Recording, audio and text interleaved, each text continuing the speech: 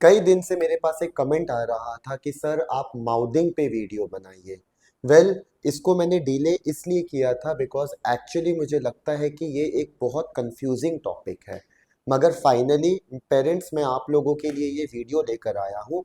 But इस video के देखने के लिए ना मेरी एक रिक्वेस्ट है कि आप प्लीज़ इसको लास्ट तक देखिएगा। बिकॉज लास्ट तक आपको इस वीडियो में पता लगेगा कि माउदिंग के रीजंस क्या हैं। तभी आप डिफाइन कर पाएंगे कि आपका बच्चा माउदिंग कर क्यों रहा है। देखिए, हर पेरेंट को लगता है कि उसका बच्चा माउदिंग कर रहा है और फिर मेरे पास ढेर सारे कमेंट्स आते हैं, सर मेरा बच्चा नॉर्मल तो है, मेरा बच्चा नॉर्मल तो है, वो माउदिंग कर रहा है। यहाँ पे मैं सबसे पहले आप लोगों को एक चीज बताना चाहता हूँ कि 2 साल तक, इनफैक्ट अगर देखा जाए थियोरेटिकली तो 1 साल तक अगर बच्चा माउदिंग करता है तो ये एब्सोल्युटली नॉर्मल है। देखिए, वन ऑफ द साइकोलॉजिस्ट थे सिगमंड फ्रॉइड। उन्होंने अपनी साइकोसेक्सुअल थ्योरी में ये बोला है कि जो ओरल स्टेज होती है ये हर एक बच्चे में आती है, जो कि 0 से 1 साल तक का होता है। लेकिन अगर आप मुझसे पूछोगे तो मैं ये बोलूंगा कि अगर आपका बच्चा 2 साल तक की एज का है और वो माउथिंग कर रहा है, फिर भी आपको घबराने की जरूरत नहीं है अनटिल एंड अनलेस उसमें कोई और रेड फ्लैग्स हो ऑटिज्म के, जैसे कि वो नेम रिस्पॉन्स नहीं दे रहा है, या फिर वो इमिटेशन नहीं कर रहा है, या फिर उसमें सोशल स्माइल नहीं है, या फिर ऐसे कोई इश्यूज हो। तो अगर सिर्फ जनरल माउथिंग है तो पेरेंट्स प्लीज मत डरिएगा, वो बिल्कुल एक नॉर्मल डेवलपमेंटल स्टेज का ही पार्ट है। अब ये पार्ट आता क्यों है, पहले मैं आपको ये समझाता हूँ। देखिए, जब बच्चा पैदा होता है तो स्ट्रेट अवे जब माँ को बच्चा दिया जाता है और उसको बोला जाता है कि आप अब फीड दे दीजिए, तो आप खुद सेंस लगाइए, जब वो सक करता है तो डेफिनेटली उसका ओरल स्टिमुलेशन आता है और ओरल सेंस डेवलप होता है। कहने का मतलब ये है कि ये प्राइमरी सेंस है जो कि बच्चे का डेवलप होता है। अब क्योंकि ये एक प्राइमरी सेंस है जो डेवलप होने लगा है, या फिर सबसे स्ट्रॉन्ग प्राइमरी सेंस है जो डेवलप हो रहा है, बाकी सब सेंसेस को डेवलप होने में टाइम लगता है, स्पेसिफिकली टच सेंस को। अब कहने का मतलब ये है कि जब बच्चा 1.5 साल तक का है, उसको ना इतना टच करके फील नहीं कर पाता कि वो सॉफ्ट चीज पकड़ रहा है या हार्ड चीज पकड़ रहा है, या फिर वो कॉटन टाइप की कोई चीज पकड़ रहा है, क्योंकि उसका जो टेक्टाइल सिस्टम है अभी वो इतना ज्यादा स्ट्रोंग नहीं है। तो वो क्या करेगा, चीजें मुंह में डालेगा, उसको फील करेगा, एंड देन वो समझेगा कि वो हार्ड है या सॉफ्ट है, जो कि बिल्कुल नॉर्मल है।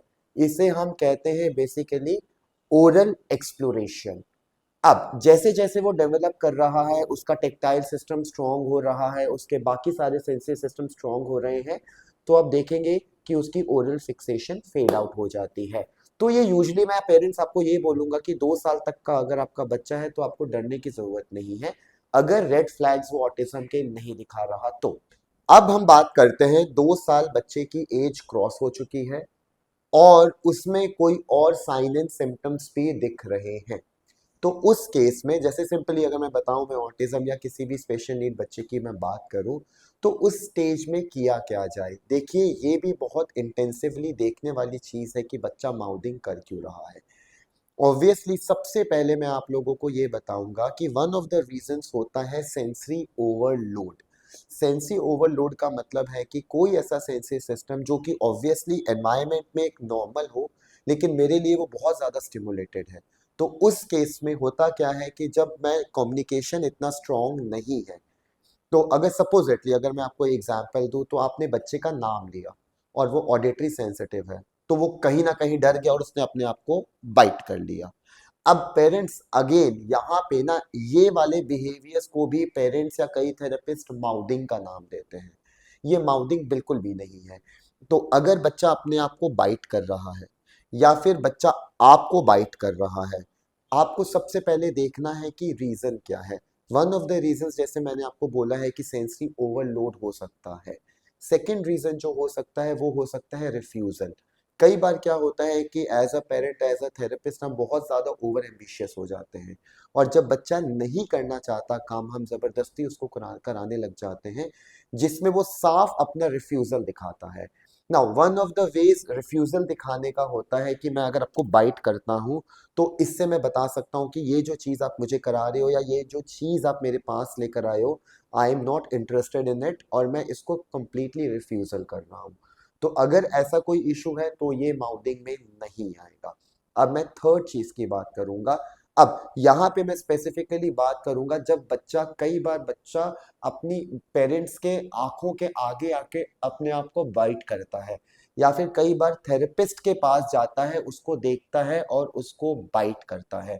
तो यूजली होता क्या है, ये वाला बिहेवियर को मैं बोलता हूँ अटेंशन सीकिंग बिहेवियर्स, जहाँ पे कई बार बच्चों को ना बहुत ज्यादा अटेंशन चाहिए होता है, जिसकी वजह से वो बहुत ज्यादा बाइटिंग करते हैं। सो पेरेंट्स, अगर ये तीन चीजें अगर आपका बच्चा दिखा रहा है तो आप इसको माउथिंग कैटेगरी में नहीं लेंगे, उसको ज्यादा मे बी सेंसरी ट्रीटमेंट चाहिए या फिर बिहेवियर मॉडिफिकेशन तरीके से चाहिए। अब मैं रियल माउथिंग की तरफ चलता हूं, जो कि रियली एक स्ट्रगल होता है पेरेंट्स के लिए जब अपने बच्चे को माउथिंग करते देखते हैं। अब यहाँ पे मैं अगेन दो चीजों को पहले डिफरेंशिएट करूंगा। देखिए, दो तरीके की माउथिंग होती है। एक जहाँ पे पेरेंट्स मेरे पास आके कहते हैं कि सर मेरा बच्चा एक कागज का टुकड़ा लेता है, मुंह में डालता है और उसको घुमाता रहता है, या फिर उसने कोई छोटी सी चीज ले ली, मुंह में डाली और घुमाता रहता है। एक इस तरीके की माउथिंग बोली जाती है, और एक जो बहुत कॉमनली माउथिंग बोली जाती है वो तो हम सबको इनफैक्ट पता ही होगा, कि बच्चा कुछ भी चीज उठा के अपने मुंह में डाल लेता है। सो ये दो चीजें अगर आपका बच्चा कर रहा है तो मेरे हिसाब से इस चीज को मैं माउथिंग में डालूंगा। पहला, जो कि जब मैंने बोला कि वो कुछ चीज तोड़ता है, अपने मुंह में डालता है और उसको घुमाता रहता है, इस चीज को मैं डालूंगा बेसिकली टेक्टाइल एक्सप्लोरेशन या फिर ओरल टेक्टो स्टिमुलेशंस के लिए, जहां पे बच्चा बेसिकली अपने टंग को या अपने माउथ को हमेशा स्टिमुलेटेड रखना चाहता है। पेरेंट्स, ये वैसी ही चीज है जहां पे हम कहते हैं कि बच्चे को हमेशा हाथ में कुछ ना कुछ चाहिए ही चाहिए, या बच्चा हमेशा वॉल को टच करते हुए जाता है, या फिर और भी कोई टेक्टाइल सीकिंग बिहेवियर बच्चा दिखाता है। तो अगेन, अगर आपका बच्चा ऐसा बिहेवियर दिखा रहा है तो आप अपने थेरेपिस्ट को बोलिए कि प्रॉपरली इस प्रोफाइल को भरे, क्लिनिकली ऑब्जर्व आपके बच्चे को करें और इसका ट्रीटमेंट करें। इसके ट्रीटमेंट के लिए मैं थोड़ी देर के बाद वापस आऊंगा कि इसके लिए हम क्या ट्रीटमेंट कर सकते हैं। बट सेकेंड, जो कि सबसे ज्यादा कॉमन माउथिंग होती है, वो होती है जब बच्चा एक्चुअली किसी चीज को पकड़ता है और जोर से बाइट करता है। अब ये कॉमन माउथिंग है। अगर आपका बच्चा ये कर रहा है तो यस, ये एक बहुत सीवियर माउथिंग है।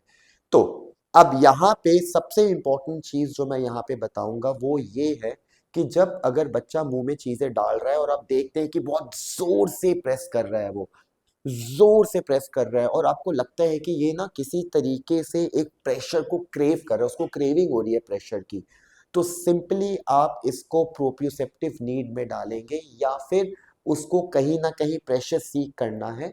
तो उसने देखा है कि जब मैं ओरली माउथ में डालता हूं तो मेरे लिए ऐसी सीकिंग ज्यादा इजी है। अब जब हम प्रोफाइल भरते हैं सेंसरी का, तो यहाँ पे हम सिर्फ इस बेस में नहीं करेंगे कि बच्चा माउथिंग कर रहा है तो प्रोप्रियोसेप्टिव नीड है। यहाँ पे मैं दो तीन एग्जांपल्स और देना चाहूंगा आपको। इसके साथ हम देखते हैं कि बच्चा अपने आप को जेनाइटली स्टिमुलेट तो नहीं कर रहा, अपने आप को बैंगिंग एंड हिटिंग तो नहीं कर रहा, या फिर किसी और तरीके से किसी और बॉडी पार्ट से प्रेशर सीक तो नहीं कर रहा। तो जब हम कैलकुलेट करते हैं और अगर हमें लगता है कि नहीं, ये बच्चे की प्रोप्रियोसेप्टिव नीड है, तो एज अ थेरेपिस्ट मैं ओरल माउथिंग को भी प्रोप्रियोसेप्टिव नीड में डालता हूँ। ठीक है, चलिए अब हम बढ़ते हैं ट्रीटमेंट की तरफ। तो सबसे पहले मैं यही बताऊंगा कि अगर बच्चे की ये प्रेशर नीड्स हैं, जहां पे बच्चे को प्रेशर चाहिए, तो उस केस में डेफिनेटली जनरल हमारा काम है कि उसको काफी हैवी वर्क्स करवाएं, उसको फुल बॉडी प्रोप्रियोसेप्टिव एक्सरसाइजेस करवाएं, जैसे कि एनिमल वॉक्स हो गई, मे बी क्लाइंबिंग हो गई, या किसी भी तरीके से जहां से उसकी एनर्जी चैनलाइज हो, उसकी बॉडी की प्रोप्रियोसेप्टिव नीड फुलफिल हो। सेकेंडली, इसके साथ आपको ओरल का भी प्रोटोकॉल चलाना पड़ेगा। मैं ना कॉम्प्लिकेट नहीं करूंगा बिकॉज ये ओरल के प्रोटोकॉल्स भी काफी लेवल्स के होते हैं। मगर अगर मैं एक बहुत सिंपल तरीके से अगर आप लोगों से बात करूं तो मे बी अगर आप वर्क करना चाहते हैं ओरल माउथिंग में, तो वन ऑफ द वेज होता है जहां पे हम चुई ट्यूब डाल देते हैं बच्चों के लिए। अब चूई ट्यूब्स डिफरेंट कलर की आती हैं, डिफरेंट रेजिस्टेंस की आती हैं, डिफरेंट टाइप्स की आती हैं। ये सिलेक्शन आपका थेरेपिस्ट और आप बैठ के करेंगे। मीनवाइल आप जितनी ज़्यादा चूई ट्यूब दोगे तो हो सकता है कि उसकी नीड उतनी ही सॉर्ट आउट हो जाए। मगर यहाँ पे मैं अगेन आप लोगों को एक चीज बताना चाहूंगा, excess of everything is bad. कई बार हम क्या करते हैं कि इतनी ज्यादा हम लोग चूई ट्यूब बच्चे को दे देते हैं कि instead of decreasing the mouthing हम माउथिंग को इंक्रीज कर लेते हैं। अब इस रीजन की वजह से ही मैं पेरेंट्स को और थेरेपिस्ट को कहता हूं कि आप एक प्रॉपर सेंसरी डाइट बनवाइए। अब सेंसरी डाइट में आप लोगों को देखना है कि कितने स्पैन में आप लोगों को कितनी इंटेंसिटी में उस बच्चे को चूई ट्यूब्स देनी है माउथिंग रिड्यूस करने के लिए। पहला सेंसरी डाइट हमेशा 15 डेज का होना चाहिए, जहां पे हम क्लोजली बच्चे को ऑब्जर्व करते हैं कि जो प्रोटोकॉल हमने दिया है उसका कोई साइड इफेक्ट तो नहीं आ रहा। अगर अगर आपको लगता है कि नहीं कोई साइड इफेक्ट नहीं आ रहा और इनफैक्ट उसकी माउथिंग बड़ी भी नहीं है, तो भी मैं बोलूंगा कि आप लोग बिल्कुल सही जा रहे हैं। तो ग्रेजुअली ग्रेजुअली उस चीज को आप इंटेंसिटी को इंक्रीज कर सकते हैं। अब मैं बात करूंगा पहली वाली माउथिंग की, जो कि मैंने आपको बताया था टेक्टाइल ओरल माउथिंग। अब इस केस में जहां पे मैंने बोला था कि कोई पेज या कोई चीज बच्चा अपने मुंह में डालता है और उसको घुमाते रहता है। सी ये सिस्टम ना आपका एग्जैक्टली वैसे ही चलेगा जहां पे हम लोग पेरेंट्स को कहते हैं कि आप अपने बच्चे को टाइम टू टाइम ब्रशिंग करवाइए, टेक्टाइल एक्सप्लोर करवाइए। हो सकता है कि जब आप टेक्टाइल एक्सप्लोरेशन करवाते हैं तो उसकी टेक्टाइल सीकिंग बंद हो जाए। ये सेम फॉर्मूला मैं इनिशियली ट्राई करूंगा कि हम बच्चे के साथ करें अगर वो टेक्टाइल या फिर ओरो टेक्टाइल कोई इशू दिखा रहा है। तो अब इसके लिए मैं पेरेंट्स को बोलता हूँ कि आप ढेर सारा वाइब्रेशन दीजिए ताकि उसकी ओरल स्टिमुलेशंस हो। आप थोड़ी सी आइसिंग भी कर सकते हैं डिपेंडिंग अपॉन कि आपके बच्चे का इम्यून सिस्टम कैसा है। और इसी तरीके से दो तीन और फॉर्मूलाज होते हैं, जैसे कि हम लोग कहते हैं कि हमेशा उसको ना कहीं पे एक स्प्रे दे दो मिंट वाला, ताकि उसको वो सारी स्टिमुलेशंस 2-2 3-3 घंटे तक मुंह में रहे। एंड देखो कि उससे उसकी टेक्टाइल एक्सप्लोरेशन कम हुई है या नहीं हुई। सो पेरेंट्स यही मैं बोलूंगा आपको, बिकॉज ये वीडियो बहुत लंबी हो गई है लेकिन ये बहुत इंपॉर्टेंट वीडियो है। तो आप पहले डिसाइड करिए कि आपके बच्चे की माउथिंग है किस चीज की, बिकॉज तभी आप डिसाइड कर पाएंगे कि राइट प्रोटोकॉल क्या है। एंड माउथिंग के लिए सबसे इंपॉर्टेंट चीज ये होती है कि आप सेंसरी डाइट को प्रॉपर फॉलो करें। तो प्लीज अपने थेरेपिस्ट को बोलिए कि डिपेंडिंग अपॉन माउथिंग उसकी एक प्रॉपर अच्छी सी सेंसरी डाइट बनवाए, बिकॉज उसी से ही उसकी माउथिंग कम होगी। लेकिन ये इतना आसान नहीं है जितना आसान मैं यहाँ पे बैठ के बोल रहा हूँ। बिकॉज अगर आपके बच्चे की ड्रूलिंग बढ़ती है या माउथिंग बढ़ती है या फिर उसकी किसी तरीके की क्रेविंग बढ़ती है या एग्रेशन बढ़ता है, तो पेरेंट्स ये सब नेगेटिव इम्पैक्ट्स हो सकते हैं। तो प्लीज इस चीज को ऑब्जर्व करिए। ये इतना इजी नहीं है बट स्टिल वर्क करिए। एंड आई होप ये वीडियो थोड़ी सी आपको हेल्प करेगी।